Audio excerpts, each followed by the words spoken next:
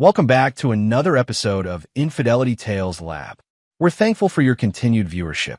Before we begin, tell us, where in the world are you watching from? We love knowing our global reach. Now, let's dive into today's story. Chapter 1. Foundations of Trust. Montgomery Monty Pierce had always lived by a code. As a former Navy intelligence officer turned successful security consultant, his life was built on three pillars: loyalty, discipline, and consequence. At 52, his salt and pepper hair and piercing blue eyes betrayed the intensity that had served him well both in military operations and civilian life. His security firm, Sentinel Shield, provided high-level protection services to wealthy clients and corporations, making him a wealthy man himself. The lakeside mansion in Connecticut where he now lived alone was a testament to his success and a reminder of his failures. The family photos had long been removed, but the memories remained etched in the walls. 15 years ago, Monty had discovered his wife Vivian's affair with Boyd Kessler, a charming art dealer who had wormed his way into their social circle. I should have seen it coming, Monty often thought during his early morning runs around the property. The signs were there: the late nights, the mysterious text messages, the sudden interest in art exhibitions. But he had trusted her implicitly, believed their 20-year marriage was unbreakable. The divorce had been brutal but swift. Monty had evidence, not just of the affair, but of Vivian's attempts to transfer joint assets to separate accounts. Always the strategist, he had moved preemptively, protecting most of his wealth while ensuring she received a fair settlement. He wasn't vindictive then, just practical. Their daughter Natalie had been 17 at the time of the divorce. Initially, she had sided with Monty, appalled by her mother's betrayal. But over time, Vivian's manipulative narrative had taken hold. "Your father was always absent, married to his work," she would tell Natalie. "Boyd gives me the attention and love I deserve." Now, at 32, Natalie had built a successful career as a pharmaceutical sales representative. 3 months ago, she had announced her engagement to Preston Redmond, a financial advisor with slick manners and a Harvard MBA. Monty had immediately sensed something off about Preston. The way his smile never reached his eyes, how he calculated every word in conversation. But for Natalie's sake, he had kept his reservations to himself. "Dad, can we meet for lunch?" Natalie had asked over the phone one spring afternoon. "There's something important I want to discuss." They met at Alessandro's, an upscale Italian restaurant in Hartford. Natalie looked radiant in her professional attire, her auburn hair, so like her mother's, framing her face. "Preston and I have been planning our wedding," she began after ordering. "It's going to be at the Rosewood Estate. We've always dreamed of a magical summer wedding." Monty smiled, genuinely happy to see her excitement. Despite everything, he loved his daughter deeply. "That sounds wonderful, sweetheart." Natalie fidgeted with her napkin. "The thing is, Dad, weddings are so expensive nowadays. And Preston and I are saving for our dream house in Greenwich." Monty immediately understood where this was heading. "You need help with the expenses? Would you be willing to contribute?" Her eyes, so like his own, looked at him pleadingly. "About $22,000 would cover the venue and catering. It would mean the world to us." He studied her face. There was something rehearsed about her plea, but he pushed the thought aside. "Of course I'll help. You're my only daughter." Relief washed over her face. "Thank you, Dad. And there's one more thing." She hesitated. "Mom and Boyd would like to be involved in the planning. I know things are difficult between you, but—" "It's your wedding, Natalie," Monty interrupted, his voice even. "I won't cause any problems." What Natalie didn't know was that Monty had already received intelligence about Boyd Kessler. His security firm had recently been approached by a wealthy collector who suspected fraud in the art world, and Boyd's name had surfaced in the investigation. Nothing concrete yet, but enough to raise flags. Monty had kept this information compartmentalized, a professional habit that had served him well. As the wedding planning progressed over the next few months, Monty noticed the growing distance between himself and his daughter. Invitations to participate in preparations were scarce, while Vivian and Boyd seemed to be deeply involved. When he did receive updates, they were mostly about costs and payment schedules. Russell Blackburn, Monty's closest friend and former military colleague who now worked at Sentinel Shield, had noticed his darkening mood. Something's off with this whole wedding situation, Monty confided during their weekly poker night. I feel like I'm being managed. Russell, a burly man with a tactical mind as sharp as Monty's, frowned. Trust your instincts. They've saved our lives more than once. Monty nodded, a plan already forming in his mind. I think it's time for a little reconnaissance. Chapter 2. Whispers of Deception. The wedding preparations accelerated as summer approached. Monty maintained his distance, as requested, but kept himself informed through subtle means. He had Xavier Donovan, a tech specialist at his firm, monitor social media activities surrounding the wedding party, all legally obtained from public posts. "Sir, you might want to see this," Xavier said one afternoon, showing Monty photos from a private dinner at Le Bernardin in New York. Preston, Natalie, Vivian, and Boyd were celebrating something, champagne glasses raised high. The caption read, "Planning the future with those who truly matter." Monty's jaw tightened. He hadn't been invited or even informed about this dinner. "There's more," Xavier hesitated. "Financial data you asked me to monitor shows large transfers from Boyd Kessler to Preston Redmond over the past 6 months. Around $150,000 total. Business deal?" Monty questioned. "Possibly, but the transfers are structured to avoid reporting requirements, and they coincide with significant withdrawals from accounts Natalie shares with Preston." Monty's instincts flared. This wasn't just about being excluded from wedding planning. Something more calculated was happening. The following weekend, Natalie invited Monty to her apartment to discuss final wedding arrangements. The $22,000 had already been transferred, but now she seemed nervous. "Preston's parents can't contribute as much as they planned," she explained, not quite meeting his eyes. "We might need another $8,000 for the honeymoon." Monty studied his daughter carefully. The slight tremor in her hands, the practiced pitch in her voice, signs he recognized from years of interrogation training. "Of course," he said smoothly. "Whatever you need." Her relief was palpable. "You're the best, Dad. I'm sorry Mom and Boyd have been so involved. It's just easier since they live closer to the venue." "I understand," he said, though he didn't. His home was actually 15 minutes closer to the Rosewood estate than theirs. After leaving Natalie's apartment, Monty called Russell. "I need surveillance on the rehearsal dinner. Nothing invasive, just audio in the private dining room." Russell didn't question him. Their years together had built unshakable trust. "Consider done. I'll handle it personally." The night before the rehearsal dinner, Monty received another call for Natalie. "Dad, I hate to ask this," she began, her voice honeyed in a way that reminded him painfully of Vivian. "But Preston and I found the perfect property in Greenwich. If we don't make a deposit by next week, we'll lose it. Could you possibly help with $50,000? We'll pay you back once Preston's commission comes through." Monty felt a cold clarity descend over him. "Send me the details of the property. I'll have my financial advisor look it over." "Oh, that's not necessary." "I insist," he said firmly. "If I'm investing in your future home, I want to make sure it's a sound investment." After hanging up, he asked Xavier to investigate the property. The results came back within hours. There was no property in Greenwich being considered by Preston and Natalie. The address provided belonged to a long-term holding of Boyd Kessler's art gallery. The pieces were falling into place, forming a picture Monty had suspected but hoped wasn't true. His daughter, the ex-wife, her lover, and the fiancé, all conspiring against him. The rehearsal dinner was held at the elegant Blue Water Grill, overlooking the Connecticut River. Monty arrived precisely on time, dressed impeccably in a tailored suit. He played his part perfectly, the proud father, gracious despite being seated at a table far from the main party, mostly with distant relatives and colleagues of Preston.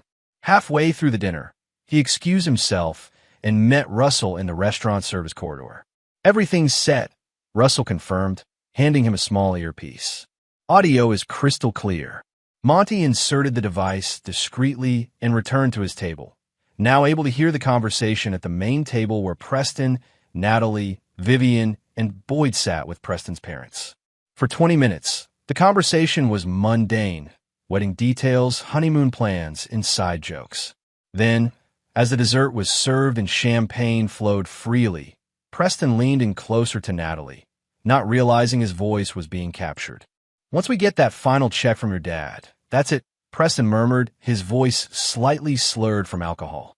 "Your dad's just an ATM. We'll cut him off after. Then we'll practically replace him with your mom's lover." Natalie giggled, casting a glance toward Monty's distant table. "Boyd's been more of a father to me anyway, and he knows how to turn this wedding investment into something worthwhile." Vivian chimed in, her voice low but clear. "Montgomery always was easy to manipulate. Flash a little family sentiment, and he opens his wallet. The security consultant who can't see what's right in front of him." Boyd's cultured voice added, "Once we leverage his contribution for the gallery expansion, he'll never know." The old military man still thinks in straight lines, not seeing the game around him. Preston raised his glass in a mock toast. "To Montgomery Pierce, the gift that keeps on giving." Monty sat perfectly still, his face betraying nothing as the laughter from the main table washed over him. Inside, something fundamental shifted. The cold calculation he had reserved for professional adversaries now turned toward his own family. As the dinner concluded, he approached the main table with warm smiles and congratulated the happy couple.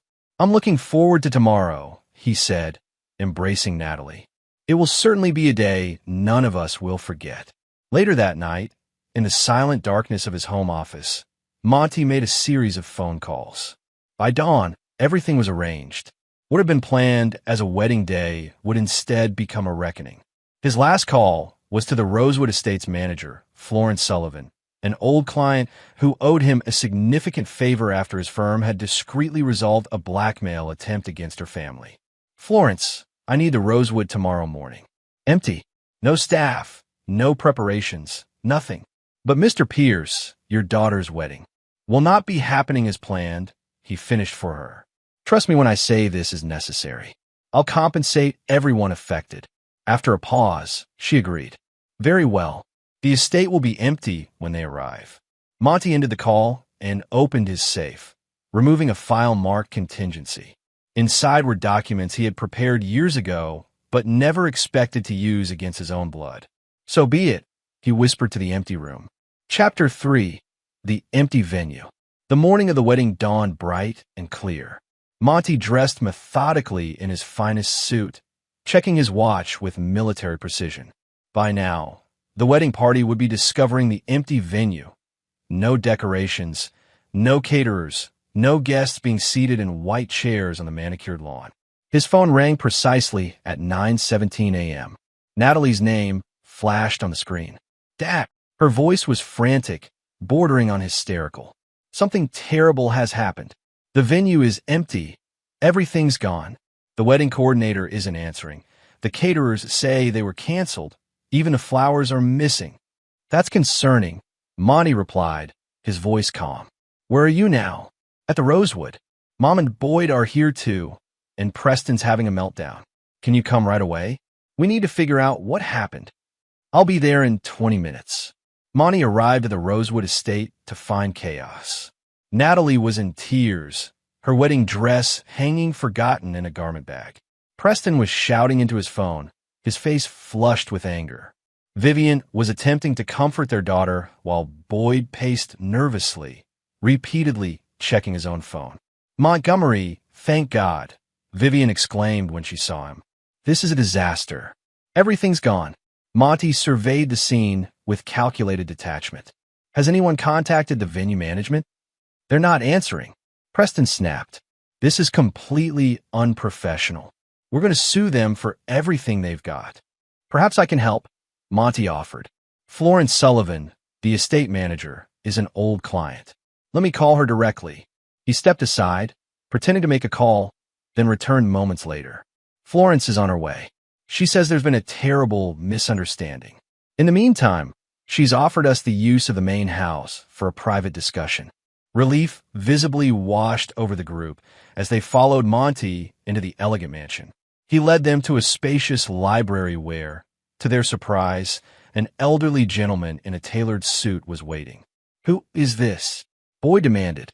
"This is Theodore Winters, my attorney," Monty explained smoothly.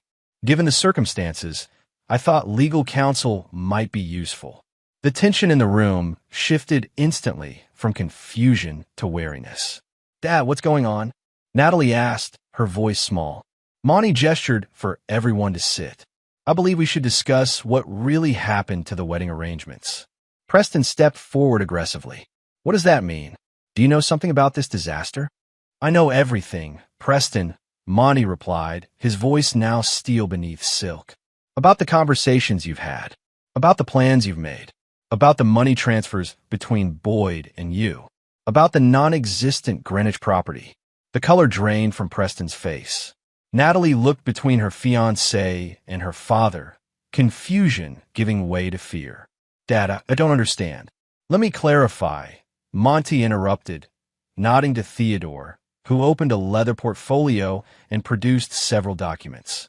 Last night at the rehearsal dinner, I heard everything. About being just an ATM to be cut off after the wedding. About replacing me with Boyd. About leveraging my contribution for the gallery expansion. Vivian stood up, her face a mask of indignation.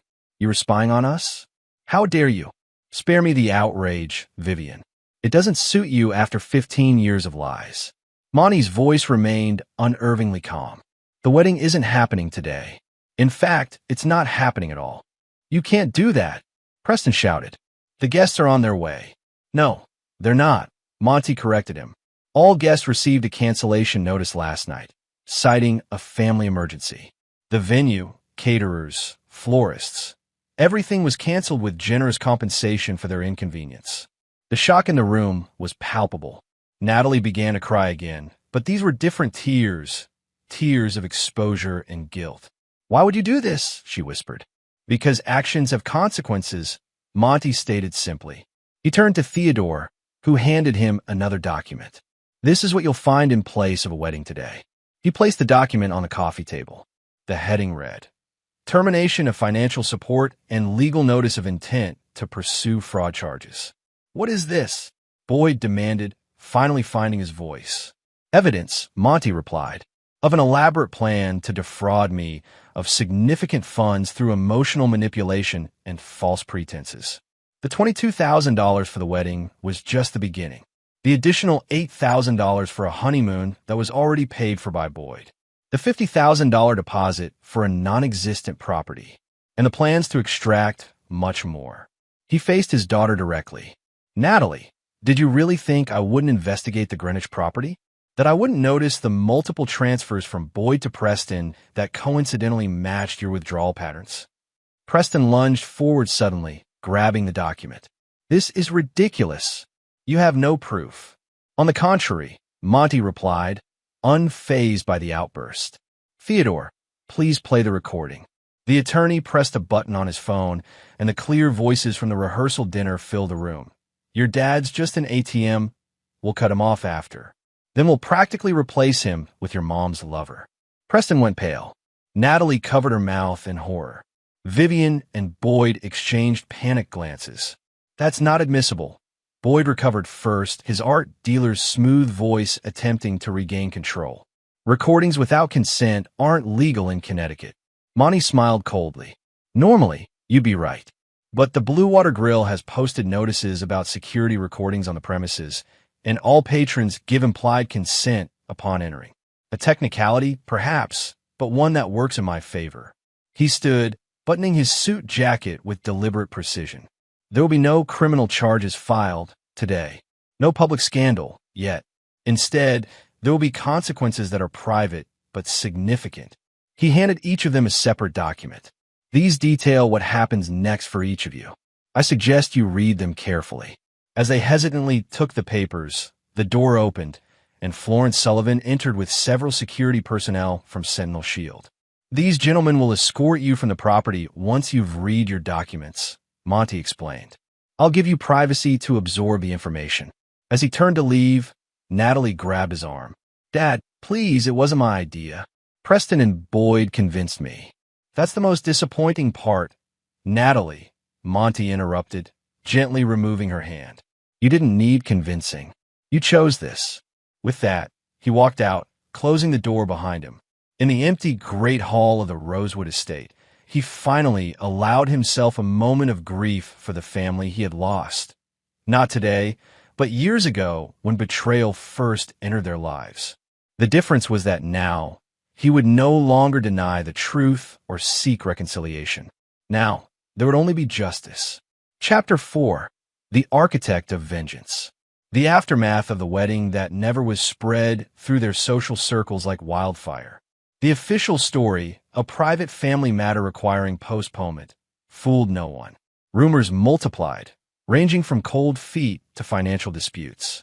Monty remained silent, neither confirming nor denying any speculation. 3 days after the Rosewood estate confrontation, Monty sat in his home office with Russell and Xavier, reviewing the initial fallout. "Preston tried to contact you 17 times, Xavier reported, scrolling through his tablet. "Natalie, 23. Vivian, 5. Boyd hasn't called directly, but his lawyer has reached out twice." "And the documents?" Monty asked. Russell nodded. "Delivered and legally binding." They're scrambling to understand the full implications. What Monty had given each of them at the Rosewood were not simply threats, but meticulously crafted legal documents, each tailored to their specific vulnerabilities. For Preston, it was evidence of his financial improprieties, not just the scheme against Monty, but a pattern of questionable practices with client funds that would interest both his firm's compliance department and the Securities and Exchange Commission. The document outlined exactly how this information would be deployed if he attempted any retaliation or contact.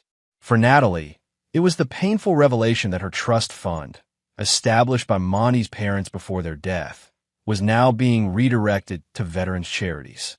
While legally he couldn't reclaim past distributions, the substantial remaining balance would never reach her. Additionally, her position at the pharmaceutical company, which had come through Monty's connection with the CEO, was now precarious at best. For Vivian, it was the exposure of her systematic efforts to turn Natalie against Monty over the years, documented through emails, texts, and recorded phone conversations, all obtained legally, but devastatingly effective if revealed to their remaining mutual friends and family. Her carefully crafted image as the wronged wife would crumble, along with the social standing she so cherished. For Boyd, it was the most dangerous document of all, a comprehensive file on his art dealings, including evidence of provenance manipulation, authentication fraud, and tax evasion. Monty had been building this file for years, initially as a protective measure, now as leverage. "They underestimated you," Russell observed. "They thought you were just a heartbroken ex-husband and sentimental father." Monty's face remained impassive, a common mistake. People see what they expect to see. "What's your next move?" Xavier asked. "Now we wait," Monty replied. "Let them absorb the reality of their situation.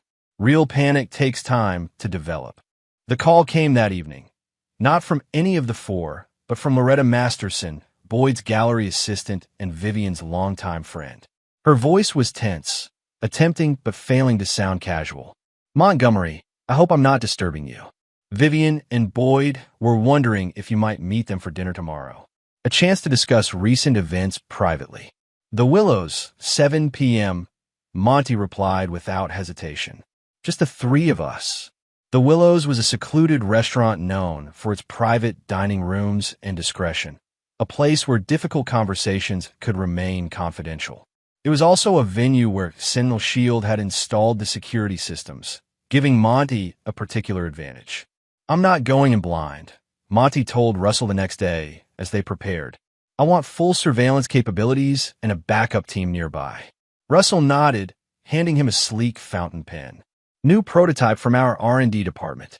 Records audio and transmits to our secure server. The clip contains a panic button if needed." Monty arrived at the Willows precisely at 7 p.m.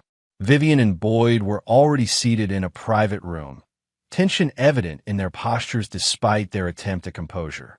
Vivian had aged well, her blonde hair now expertly highlighted to disguise the gray, her face maintained through subtle procedures.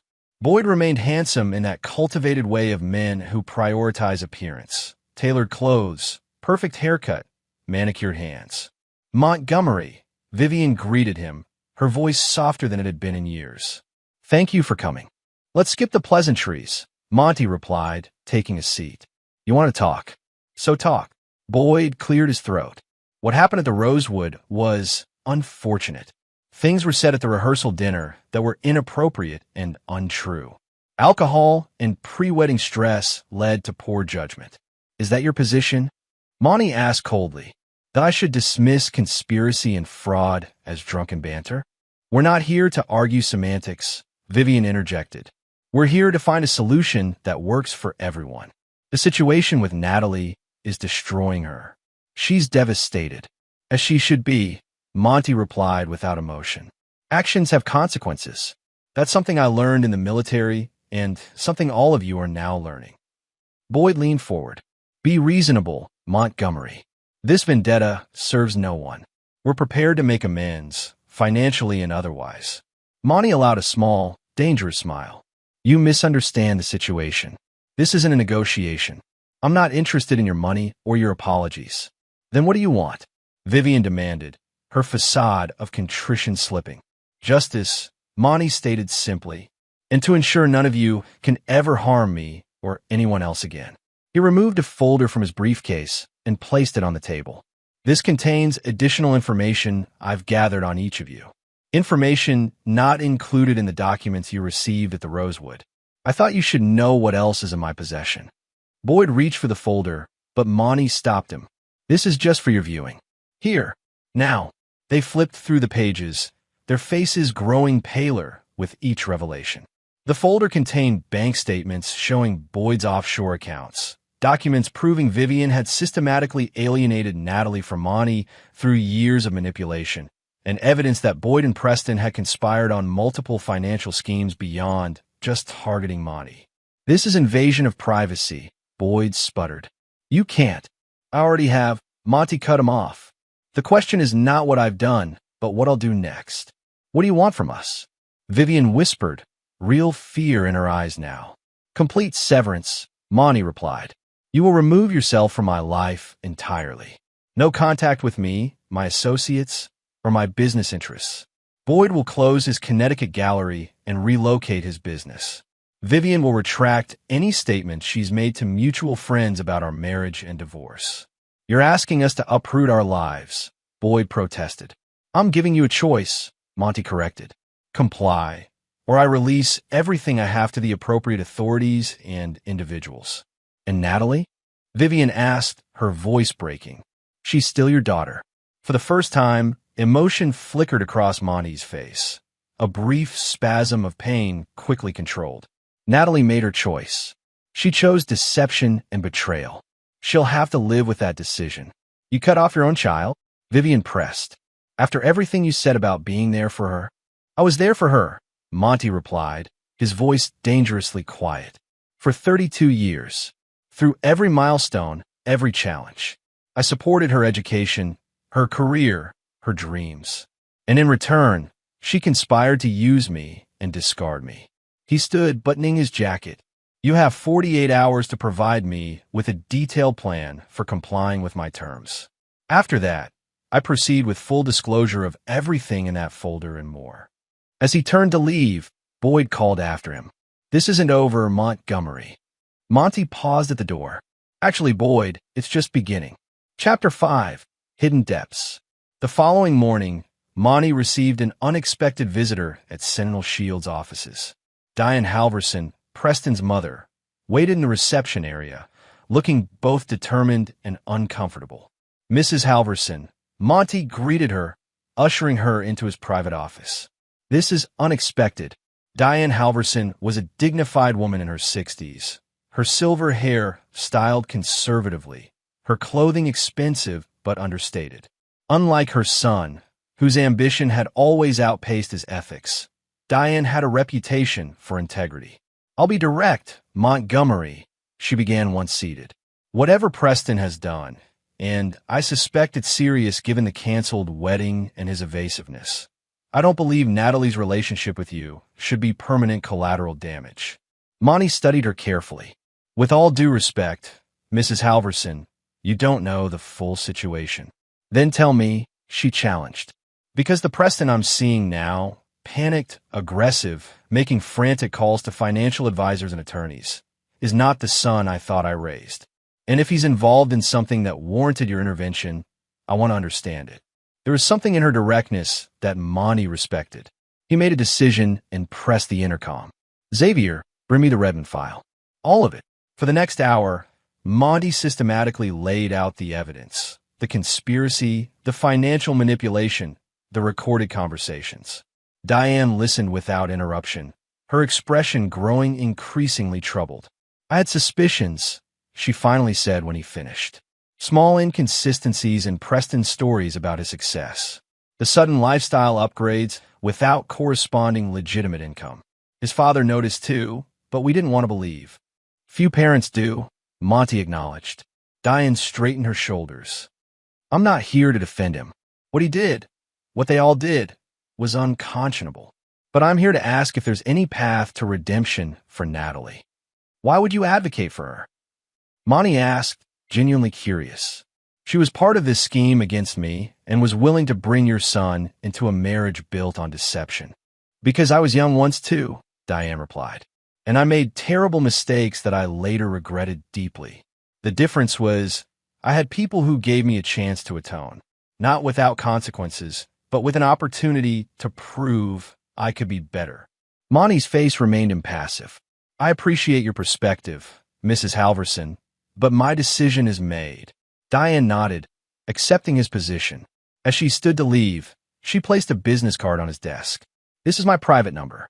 If you ever reconsider, I'd be willing to facilitate a conversation. Not reconciliation, but at least closure. After she left, Monty stared at the card, conflicting emotions warring within him. Finally, he placed it in his desk drawer rather than discarding it. A small, perhaps meaningless gesture that nonetheless felt significant. That evening, as Monty reviewed security protocols for an upcoming client project, Russell arrived with troubling news. Boyd's made some calls, he reported, to people we monitor because of their connections to less-than-legal problem-solving. Monty's expression didn't change. Expected. Boyd's always thought money could fix anything, including making people disappear. Should we alert authorities? Not yet.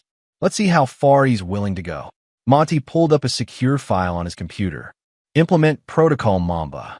Full surveillance, countermeasures active, protective details in rotation. Protocol Mamba was a comprehensive security procedure developed for high-risk clients facing credible threats, now being deployed for Monty himself. It meant every electronic device Boyd used would be monitored, his movements tracked, his contacts scrutinized. What about Vivian? Russell asked. Is she part of this? Unknown, Monty replied. But we'll find out. 3 days later, Xavier burst into Monty's office without knocking, something he never did. Sir, we've intercepted something critical, he said urgently, placing a laptop before Monty. Boyd received this email an hour ago. The email was from an encrypted account, confirming receipt of a substantial Bitcoin transfer and outlining a plan to resolve the Pierce situation permanently within the week. Monty read it calmly. Send this to Theodore with instructions to prepare a sealed evidence package for the FBI. Then call this number. He wrote down a sequence of digits. Tell them Lighthouse Protocol activated and give them Boyd's home and business addresses. Xavier looked confused. Who am I calling? An old contact from my military days who now works in federal law enforcement. This just became a federal case, conspiracy to commit murder across state lines. Within hours, Boyd Kessler was in FBI custody, his home and gallery raided simultaneously. The news broke on local stations by evening, though the full details were withheld pending investigation. Monty watched the coverage from his home office, a glass of scotch in hand. His phone rang, Vivian's number. Did you do this? She demanded when he answered, her voice shaking with rage and fear. Boyd did this to himself, Monty replied evenly. He chose to escalate from fraud to attempted murder. Murder? That's absurd. Boyd would never. The FBI has the evidence, Vivian, including cryptocurrency transfers to known contract killers. You might want to lawyer up yourself, depending on your level of involvement. A long silence followed. I had nothing to do with this, she finally said, her voice smaller now. I swear, Montgomery, whatever else I've done, I would never. For your sake, I hope that's true, he replied. Because if the investigation reveals otherwise, there's nothing I can do to help you. After hanging up, Monty poured another scotch and walked to the wall of windows overlooking the lake. The water reflected the moonlight, peaceful and undisturbed, contrasting sharply with the storm he had unleashed. His phone rang again, Natalie this time. He let go to voicemail. Minutes later, a text. Dad, please. I need to talk to you. I had nothing to do with what Boyd was planning. I'm scared. Monty stared at the message, feeling the familiar pull of paternal concern warring with his resolution to cut all ties. After long consideration, he typed a reply. Contact Diane Halverson. She'll help you get proper legal representation. Do not attempt to contact me again. He then blocked her number, finishing his drink in silence as the ripples on the lake gradually stilled to glass-like perfection. Chapter 6. Shifting Alliances. 1 week after Boyd's arrest, Monty received a visit from Special Agent Amelia Donaldson of the FBI.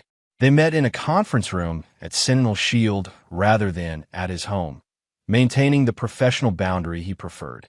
Agent Donaldson was sharp-featured and direct, with the focused intensity Monty recognized from his own military days. Mr. Pierce, thank you for your cooperation so far. We have some additional questions about your history with Mr. Kessler. Of course, Monty replied, though I've already provided a comprehensive statement. You have, she acknowledged. But we're now investigating a broader pattern of illegal activity tied to Mr. Kessler's art dealership. Your name appears in several documents we've seized, not as a participant, but as a potential target. This caught Monty's attention. Target in what sense? Financial, she clarified. It appears your daughter's wedding was part of a larger scheme. Mr. Kessler and Mr. Redmond had plans to approach you for investment in what they called the Connecticut Collection, supposedly rare artworks being assembled for a major exhibition, but actually a sophisticated Ponzi scheme. Monty absorbed this information. Have you spoken with Preston Redmond? We have. He's cooperating now, claiming he was manipulated by Kessler. She gave him a knowing look, though our assessment suggests he was a willing participant until things went south. And my daughter? Natalie Pierce. Agent Donaldson consulted her notes. Ms. Pierce maintains she was unaware of the full scope of their plans, particularly the financial scheme involving the art collection. However, she has admitted to knowing about and participating in the plan to extract the wedding funds from you under false pretenses. Monty nodded, his expression unchanged despite the confirmation of Natalie's betrayal. What happens now?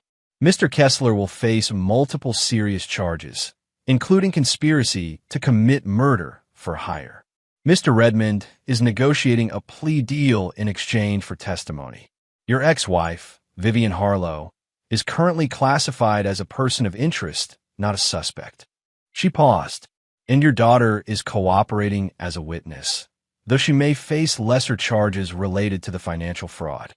After Agent Donaldson left, Russell found Monty in his office, staring at an old family photograph he normally kept locked away. You okay? Russell asked. I've been better, Monty admitted, a rare glimpse of vulnerability. Learning your own daughter saw you as nothing more than a resource to be exploited isn't easy, even when you suspected it. Russell nodded, understanding without need for elaboration. The Kessler situation is contained. The threat against you has been neutralized. Maybe time to step back, take some time away from all this. No, Monty replied, replacing the photograph in his desk drawer. There's still the matter of Vivian. Her part in this wasn't just the wedding scheme. It was 15 years of poisoning my relationship with my daughter, of creating the environment where Natalie could be turned against me. The authorities are handling Kessler and Redmond, Russell pointed out. Maybe let them handle Vivian too. The law can address the criminal aspects, Monty agreed. But some betrayals require a more personal accounting. 2 days later, Monty attended a charity gala at the Riverside Museum of Art, an event he knew Vivian would attend, as she sat on the museum's fundraising committee. He arrived alone, immaculately dressed, and made a substantial donation at the entrance, ensuring his presence would be noted. The whispers started the moment he entered the grand hall. His appearance at a social event so soon after the scandal of his daughter's canceled wedding and Boyd's arrest was unexpected. More shocking still was his apparent composure, his ease as he mingled with the city's elite. He spotted Vivian across the room, surrounded by a protective circle of friends. The news of Boyd's arrest had clearly affected her. Her normally perfect appearance showed signs of strain, her smile forced when required for social niceties. Monty approached her group during dinner, timing his arrival for maximum impact. Vivian, he greeted her with polite neutrality. "You look well, considering the circumstances." Her friends exchanged uncomfortable glances before discreetly creating distance, leaving them in a bubble of artificial privacy amid the crowded room. "What are you doing here, Montgomery?" Vivian hissed, maintaining her social smile despite her anger. "Haven't you done enough damage?" "I've done nothing but respond to the damage others attempted to inflict on me," he corrected her calmly. "Boyd made his choices. So did Preston. So did you. I had nothing to do with Boyd's plan to—" She stopped herself, aware of potential eavesdroppers. "To have me killed?" Monty finished for her, his voice low but clear. "I believe you. That was Boyd crossing a line even you wouldn't cross. But don't pretend innocence in everything else." Vivian's facade cracked slightly, real emotion breaking through. "What do you want from me? My reputation is in tatters, my relationship destroyed, my relationship with Natalie strained. Isn't that enough for you?" "Almost," Monty replied. "There's one more thing." He produced an envelope from his jacket pocket and handed it to her. "This contains instructions for returning every item of my mother's jewelry you took in the divorce. The pieces you claimed had sentimental value to you, despite never wearing them while we were married." Vivian paled. "Those were part of the settlement. They were family heirlooms meant for Natalie." Monty interrupted. "Since she's chosen to sever her connection to me and my family, this should be returned to the Pierce family line. My sister's daughters will appreciate them." Vivian stared at him, recognizing the underlying message. He was systematically erasing every connection, reclaiming every piece of himself she and Natalie had thought was theirs to keep or discard. "You become cruel, Montgomery," she whispered. "No," he contradicted her. "I become clear-sighted. There's a difference." He stepped back, preparing to return to his table. "The instructions include a deadline. I suggest you meet it." As he walked away, he felt a strange lightness, not satisfaction or pleasure or discomfort, but the unburdening that comes with closing a chapter completely. Boyd would face justice through the legal system. Preston's career and reputation were destroyed. Natalie would live with the consequences of her choices. And now, Vivian would return the last physical ties binding them together. Later that evening, as Monty prepared to leave the gala, he was approached by Helen Westbrook, an old family friend who had known his parents well. "Montgomery," she said, taking his arm. "Walk me to my car, would you? These heels are killing me." Outside in the cool night air, Helen spoke her mind with the directness of her 80 years. "I won't pretend to understand everything that's happened, but I know enough." Vivian always had a talent for rewriting history, and that Boyd character never struck me as trustworthy. Monty remained silent, allowing her to continue. "But Natalie was a good child once," Helen went on, "before Vivian got her hooks in deep. The girl I remember bringing to your mother's garden parties wouldn't have turned on you without years of poisoning." "People make their own choices, Helen," Monty replied, "regardless of influence." "True enough," the elderly woman conceded. "But not everyone has the strength to resist a persistent poison. Some of us are more susceptible than others." They reached her car, where her driver waited. Before getting in, Helen patted Monty's cheek affectionately. "Your father was a hard man, too, you know, principled to a fault. But he learned, eventually, that justice without mercy becomes its own kind of poison." She entered her car, leaving Monty standing alone in the parking lot, her words echoing in his mind. For a brief moment, he considered reaching out to Natalie, not to forgive, but perhaps to understand. Then he remembered the rehearsal dinner, her voice clear through the recording. "Boyd's been more of a father to me anyway." No, some betrayals cut too deep for understanding or mercy. Justice would have to be enough. Chapter 7. Unexpected Revelations. 3 months after Boyd Kessler's arrest, the media frenzy had finally begun to subside. Boyd remained in federal custody, denied bail due to the severity of the charges and his substantial overseas assets, making him a flight risk. Preston Redmond had secured a plea deal in exchange for his testimony, though he still faced significant prison time for his role in multiple financial crimes.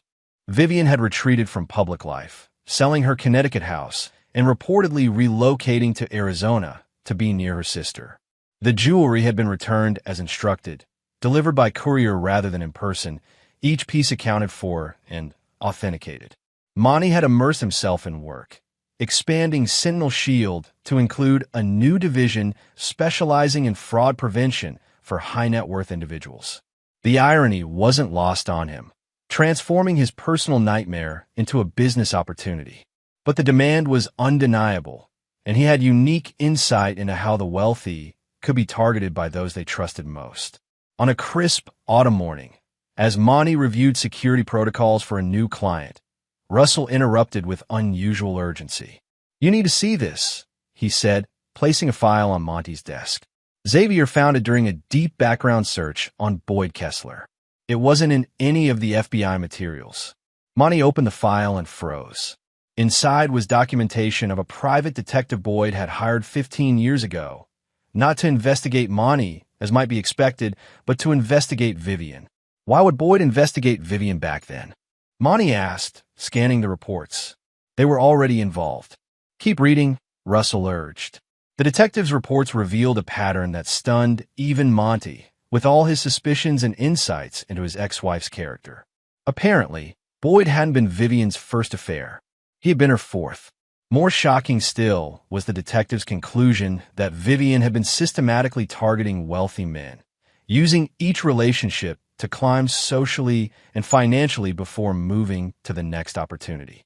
Boyd was investigating whether he was being played, Russell explained, whether he was just another stepping stone. Monty continued reading, his expression darkening as he reached the final pages. These contained DNA test results, comparing Boyd's DNA with samples from Natalie. "No," Monty whispered, the implications hitting him with the force of a physical blow. The results were conclusive. Boyd Kessler was Natalie's biological father. "The timeline checks out," Russell said quietly. Vivian's first documented meeting with Boyd was at that gallery opening in Boston, about a year before Natalie was born. Monty sat back in his chair, the revelation reshaping his entire understanding of the past 32 years. "She knew," he said finally. "Vivian always knew Natalie wasn't mine." "It appears so," Russell agreed. "And based on these notes, Boyd discovered it about 10 years ago, but kept it from both you and Natalie." "Why?" Monty asked, though the answer was forming in his mind even as he spoke. "Control," Russell suggested. "Leverage over Vivian. And perhaps protection of his relationship with Natalie. If she knew he concealed this for years while watching you raise her." Monty stood abruptly, needing movement to process the shock. All these years, the ballet recitals, the college tuition, the nightmares and fevers and heartbreaks. I was raising another man's child. A child conceived in betrayal before I even knew betrayal existed in my marriage. "What will you do with this information?" Russell asked. Monty stared out the window, watching autumn leaves swirl across the parking lot. "Nothing. For now." That evening, alone in his home, Monty poured a scotch and allowed himself to fully process the revelation. The anger came first, white-hot and consuming. Not just at Vivian and Boyd, but at the cosmic unfairness of it all. Then, gradually, something deeper and more painful. The realization that his most fundamental relationship, the one he had thought unbreakable despite everything, had been built on a lie from the very beginning. Yet alongside this pain came an unexpected clarity. Natalie's gradual estrangement over the years, her susceptibility to Vivian's manipulation, her ultimate betrayal, all took on a different dimension in light of biological reality. It didn't excuse her actions, but it provided a context he hadn't previously considered. His phone rang, interrupting his thoughts. The screen displayed a number he didn't recognize. Montgomery Pierce. He answered, his voice controlled despite his emotional turmoil. Mr. Pierce, this is Dr. Eleanor Winters from Hartford Memorial Hospital. A professional female voice responded. I'm calling regarding Natalie Pierce. You're listed as her emergency contact. Monty's grip tightened on the phone. What happened?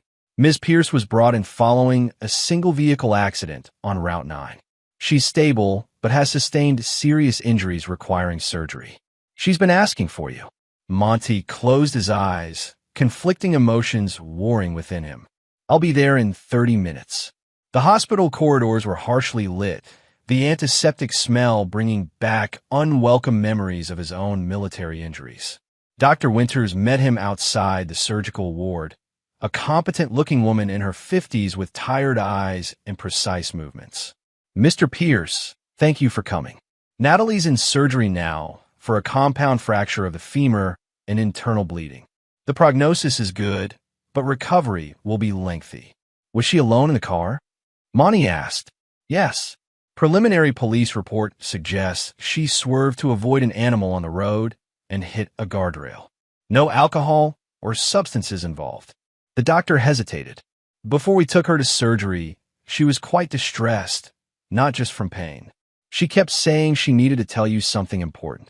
Monty nodded, absorbing this information. When can I see her? Surgery should conclude within the hour. She'll be in recovery for another hour after that. I can have someone notify you when she's stabilized and conscious. Monty settled into the waiting room, declining coffee from a volunteer. As he sat, he noticed a familiar figure across the room. Diane Halverson, Preston's mother, reading a magazine with the concentrated focus of someone trying to distract themselves. She looked up, sensing his gaze, and, after a moment of surprise, approached him. Montgomery, I didn't expect to see you here. I could say the same, he replied, gesturing for her to sit. I've been helping Natalie since everything fell apart, Diane explained. Not financially, she's been handling that on her own since losing her trust fund, but as a support person, someone to talk to who understands the situation. That's unexpected, Monty admitted. Diane shrugged. I failed with Preston. I saw the warning signs for years and chose to ignore them, telling myself he'd grow out of his entitled behavior. Maybe helping Natalie is my way of atoning for that failure. They sat in surprisingly comfortable silence until Diane spoke again. She's been trying to rebuild her life. New job at a small local company, therapy twice a week, volunteer work with at-risk teens. No contact with Vivian or Boyd. Why are you telling me this? Monty asked. Because despite everything, I think you still care what happens to her, Diane replied simply. And because she cares what you think, even now. Before Monty could respond, a nurse approached. Mr. Pierce? Natalie is out of surgery and asking for you. Diane touched his arm lightly as he stood. Just listen. That's all I ask. Natalie looked small in the hospital bed, her face pale against the white sheets, and four in her arm and her leg elevated in a complex brace. When she saw Monty, her eyes filled with tears. Dad, she whispered, her voice rough from the intubation tube, recently removed. You came. The hospital called, he replied, keeping his distance. They said you needed to tell me something. Natalie nodded weakly. I found out about Boyd, that he's my biological father. Monty stiffened, surprised. Ow, FBI investigation, she explained, each word clearly costing her effort. They found the DNA test in Boyd's records. Agent Donaldson told me last week. Monty moved closer despite himself. I just found out today. Different source. Doesn't matter, Natalie continued. Needed you to know. I didn't know. All these years, I didn't know. Would it have changed anything if you had? Monty asked, the question that had been haunting him. Tears slipped down her cheeks. Everything. It would have changed everything. She reached out a hand, and after a moment's hesitation, Monty took it. Her fingers were cold, reminding him painfully of holding her hand at ice skating lessons when she was 7. Not asking for forgiveness, she whispered.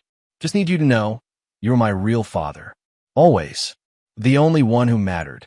The monitor tracking her vital signs beeped insistently as her pulse elevated. A nurse entered, checking the readings with concern. She needs to rest, the nurse advised Monty. You can come back tomorrow. As he turned to leave, Natalie gripped his hand with surprising strength. One more thing, she said urgently. Mom's gone to Arizona, but not to her sister. She's meeting someone, a new target, a widower with a tech fortune. Monty frowned. How do you know this?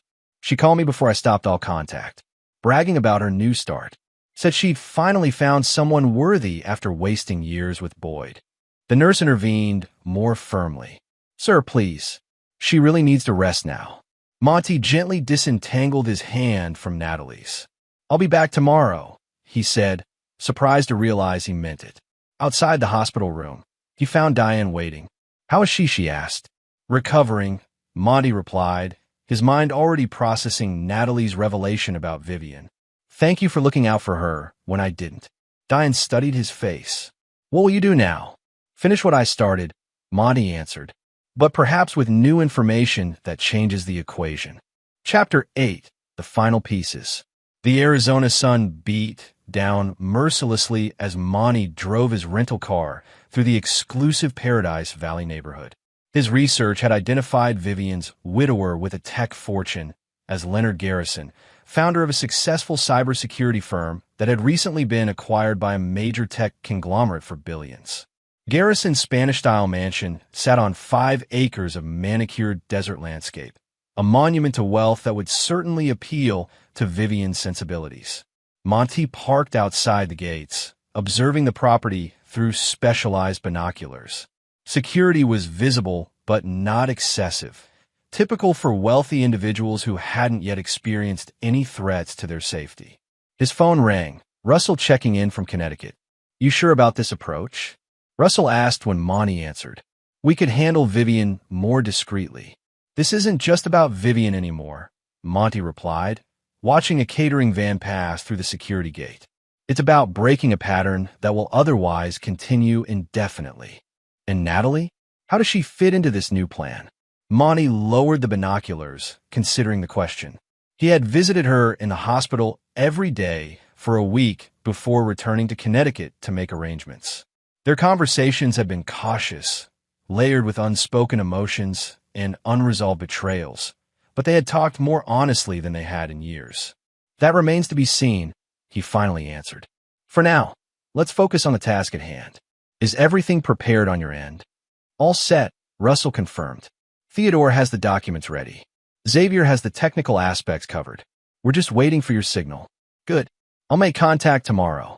The following morning, Monty dressed carefully in a bespoke suit that projected both wealth and authority. He had arranged a meeting with Leonard Garrison under the pretext of discussing potential security upgrades for his estate, a service Sentinel Shield legitimately provided to exclusive clients. As his car approached the mansion's gate, he noted Vivian's silver Mercedes in the circular driveway. Perfect timing. Leonard Garrison greeted him in a sunlit office overlooking the pool area. He was in his mid-60s, fit for his age, with intelligent eyes and the relaxed confidence of someone accustomed to success. Mr. Pierce, a pleasure to meet you, Garrison said, shaking Monty's hand firmly. Your company's reputation is impressive. I've been meaning to upgrade my security systems since the acquisition made headlines. Increased public profile often necessitates enhanced precautions. Monty agreed smoothly. Shall we discuss your current setup and concerns? They were deep in conversation about surveillance systems when the office door opened and Vivian entered, carrying a tray with iced tea. She froze when she saw Monty, the tray wobbling dangerously in her hands. Montgomery, she gasped, her composed facade cracking. What are you doing here? Garrison looked between them, confusion evident. You two know each other? Intimately, Monty replied, his voice calm. Vivian is my ex-wife. Ex-wife, Garrison repeated, his posture shifting subtly. Vivian, you told me you were widowed. The tray finally slipped from Vivian's hands, shattering on the tile floor, iced tea spreading like a flood around designer shoes that Monty recognized as a recent purchase, likely funded by Garrison's generosity. Leonard, I can explain, Vivian began, her voice taking on the familiar, pleading tone Monty knew so well. Montgomery and I have been separated for years. It's complicated. It's actually quite simple, Monty interrupted, removing a folder from his briefcase. Mr. Garrison, I apologize for the deception regarding the purpose of my visit. I'm not here to discuss your security systems. The Sentinel Shield would be happy to provide those services at a later date. Then why are you here? Garrison demanded, his initial confusion hardening into wariness. To provide you with information that may protect you from a particular type of security threat. Monty opened the folder and removed several documents. Information about Vivian Harlow's pattern of targeting wealthy men, her involvement in financial fraud schemes, and her connections to Boyd Kessler, who is currently awaiting trial for multiple felonies, including conspiracy to commit murder for hire. This is slander, Vivian cried, her face flushed with anger and fear. Leonard, he's just a bitter ex-husband trying to ruin my chance at happiness. Garrison, however, was already reviewing the documents with the focused attention of a successful businessman. These bank transfers, these timeline correlations. He looked up at Vivian. You told me you inherited your Connecticut house from your parents. I can explain everything, Vivian insisted, moving toward him, but Garrison raised a hand to stop her. Mr. Pierce, what is your objective here? He asked, his voice now coolly professional. Intervention, Monty replied simply. Not revenge, as Vivian suggests, but prevention. You're the latest in a pattern that stretches back decades. I'm merely providing you with facts that allow you to make an informed decision. Garrison nodded, then turned to Vivian. I think you should pack your things and leave today. My security team will assist and ensure you take only what legitimately belongs to you. Leonard, please, Vivian begged, tears now streaming down her perfectly made-up face. This is all a misunderstanding. The DNA test results showing Boyd Kessler is Natalie's biological father. Is that a misunderstanding too? Monty asked quietly. Vivian went utterly still, the color draining from her face. How did you? It doesn't matter how I know. Monty cut her off. What matters is that you lied to me for 32 years about the most fundamental relationship in my life. You lied to Natalie her entire life. And now you're lying to Mr. Garrison about your very identity. Garrison pressed a button on his desk. Security will escort you to collect your belongings, Vivian. Whatever our relationship was, it's over now. 2 security guards appeared promptly. Vivian glanced between them, Garrison and Monty, apparently calculating her options before her shoulders slumped in defeat. This isn't over, Montgomery, she hissed as she passed him on her way out. You've taken everything from me. No, Vivian, he replied calmly. I've simply stopped you from taking anything more from others. After she left, Garrison poured 2 glasses of scotch from a crystal decanter, handing one to Monty. I should thank you, I suppose, though this is a hell of a way to discover I've been deceived. Better now than after marriage or commingled assets, Monty observed, accepting the drink. She would have eventually moved on to the next opportunity, leaving maximum damage in her wake. Garrison studied him over the rim of his glass. You didn't do this out of the goodness of your heart. What's your real motivation? Closure, Monty admitted, and ensuring that Vivian's pattern of destruction ends permanently. What happens to her now? That depends on her. The evidence I've provided you is also being sent to the FBI as a supplement to their ongoing investigation into Boyd Kessler's activities. Whether charges result from that will be up to the prosecutors. Garrison nodded, understanding the implications. And you? What happens to you now? Monty considered the question, thinking of Natalie in her hospital bed, of the decades of deception, of the shattered family that had never been what he thought it was.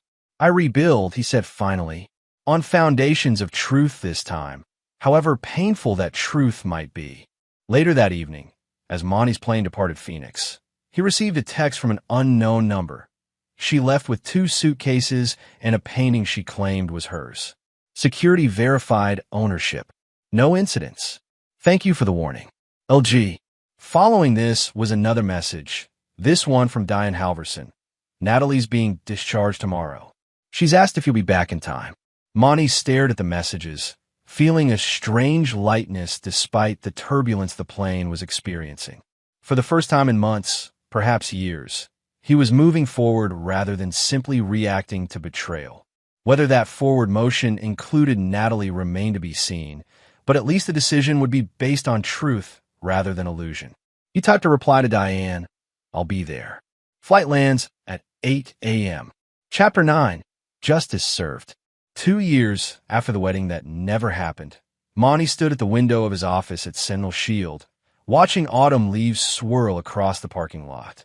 The company had expanded significantly, now occupying 3 floors of the building and specializing in personal security for high-net-worth individuals, with a particular focus on protection from fraud and exploitation. The legal consequences for those who had conspired against him had finally played out to their conclusions. Boyd Kessler had been sentenced to 20 years for multiple charges, including conspiracy to commit murder for hire, art fraud, and tax evasion. Preston Redmond, after his plea deal, received 8 years for wire fraud and conspiracy. Both men's professional lives were destroyed beyond recovery. Vivian had avoided prison, but not consequences. The FBI investigation had uncovered enough evidence of her knowledge of Boyd's fraudulent art dealings to force a plea agreement. She received 5 years of probation, substantial fines, and was required to make restitution to several victims. More devastating to her personally was the complete social ostracism that followed. The society circle she had worked so hard to climb rejected her entirely. Last Monty had heard, she was living modestly in Nevada, working as an administrative assistant at a community college, a far cry from the luxury she had schemed so ruthlessly to attain. A knock at his door interrupted his thoughts. Russell entered, carrying a newspaper. "Thought you might want to see this," he said, placing it on Monty's desk. The business section featured an article about Sentinel Shield's new initiative, a foundation providing resources and support to victims of complex financial fraud, particularly those victimized by people they trusted. "Good press," Russell observed. The Montgomery Pierce Foundation for Victim Recovery making quite an impact. Monty nodded, scanning the article. "The irony isn't lost on me. Building something positive from my own experience as a victim." Speaking of building something positive, Russell began, hesitating uncharacteristically. "Have you given any more thought to Natalie's proposal?" The question hung in the air. Natalie's relationship with Monty had undergone a complex evolution since her accident and the revelations that followed. After months of careful, tentative communication, she had asked if she could join the foundation's work, using her experience on both sides of fraud to help others recognize warning signs and recover from betrayal. "I have," Monty replied finally, "and I've made my decision." Later that afternoon, Monty met Natalie at a small cafe equidistant between his office and the physical therapy center where she now worked helping accident survivors regain mobility. Her recovery had been long and painful, leaving her with a slight limp, but also with the resilience she had lacked before. "You look well," he observed as she joined him, noting the healthy color in her cheeks and the clear confidence in her eyes that had replaced the manipulative charm she had inherited from Vivian. "Better every day," she agreed, both physically and otherwise. After ordering coffee, she looked at him directly. "Have you decided about my proposal to work with the foundation?"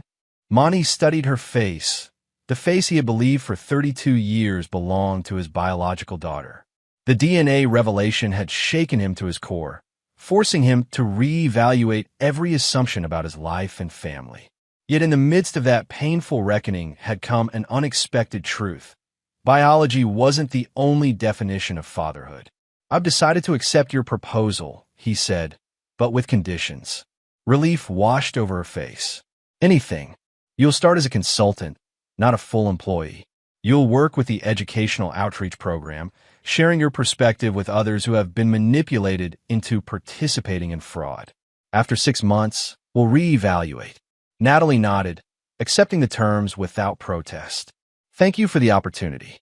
I know I haven't earned your trust back yet, but I will." "Trust is earned through consistent actions over time," Monty agreed. "This is a beginning, not a resolution." They sipped their coffee in surprisingly comfortable silence, before Natalie spoke again. Have you heard the latest about Boyd? No, Monty replied. I don't follow his situation closely. He's trying to get his sentence reduced by providing information about other art dealers involved in fraud. The FBI doesn't seem interested. She hesitated. He also tried to contact me again. Sent a letter claiming he always wanted to acknowledge me as his daughter, but Vivian wouldn't allow it. And what did you do with the letter? Monty asked, curious about her response rather than the content of Boyd's manipulations. Sent it to the FBI for their file and blocked all further communications from him. She answered simply, He's not my father. Biology doesn't make a parent. Monty nodded, acknowledging the weight of her words. No, it doesn't. After finishing their coffee, they walked to the parking lot together. Before getting into her car, Natalie turned to him. There's something else I've been wanting to ask you. Go ahead. Diane Halverson has been a real support to me through everything. She's hosting a Thanksgiving dinner and asked if I would invite you. She rushed on before he could respond. It would just be a small gathering. Diane, her daughter from Seattle, me, and you if you're willing. No pressure, just an opportunity. Monty considered the invitation. 2 years ago, he would have rejected it outright, viewing any family gathering as a potential trap. But the man he was now, shaped by betrayal but not defined by it, saw things differently. Tell Diane I accept, he said finally. I'll bring the wine. Natalie's smile was genuine, without the calculated charm that had once reminded him so painfully of Vivian. I'll let her know. As she drove away, Monty remained in the parking lot, contemplating the journey from the empty wedding venue to this moment. The betrayals had been real and devastating. The consequences he had engineered for those who had wronged him had been severe and uncompromising. He had not forgiven, would never forgive, the calculated deception that had nearly destroyed him. Yet somehow, in the process of delivering justice, he had also found a path forward, not back to what was lost, but toward something new, something built on clearer vision and harder truths. His phone buzzed with a text from Russell. Security details for the Reynolds contract look good. Moving forward? Monty typed his response, yes. Proceed. He pocketed his phone and walked to his car, steps sure and purpose clear. The past had taught him that betrayal came with devastating costs. But it had also taught him that survival, true survival, not just existence, required moving forward with open eyes and unwavering resolve. Montgomery Pierce had always lived by a code: loyalty, discipline, and consequence. That hadn't changed. But now, perhaps, there was room for one more principle: rebuilding. Not with blind trust, but with vigilant discernment. Not with the same players, but with carefully chosen new ones. And always with the understanding that justice, once served, created space for what came next. It wasn't forgiveness. It wasn't forgetting. But it was in its own way freedom. And there you have it. Another story comes to an end. What did you think? I'd love to hear your thoughts in the comments below. If you enjoy this story, consider joining our community by subscribing. It means the world to us. For more stories like this one, check out the recommended videos on screen. And I'll see you there.